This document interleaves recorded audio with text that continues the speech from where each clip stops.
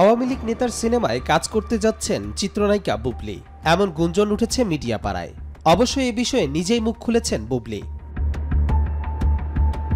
নায়িকা শবনম বুবলি দীর্ঘ ৮ মাসের বিরতির পর আবারও সিনেমায় অভিনয় করতে যাচ্ছেন। তবে নতুন প্রজেক্ট নিয়ে বেশ কিছু বিভ্রান্তি তৈরি হয়েছে। গণমাধ্যমে ছড়িয়ে পড়েছে যে তিনি মেহেদী হাসানের পরিচালনায় নীলটিপ নামের একটি সিনেমায় অভিনয় করবেন।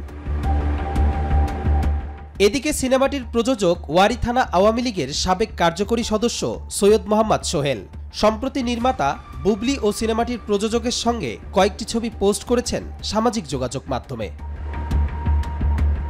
তবে বুবলি নিজেই এই খবরকে সঠিক বলে মানছেন না।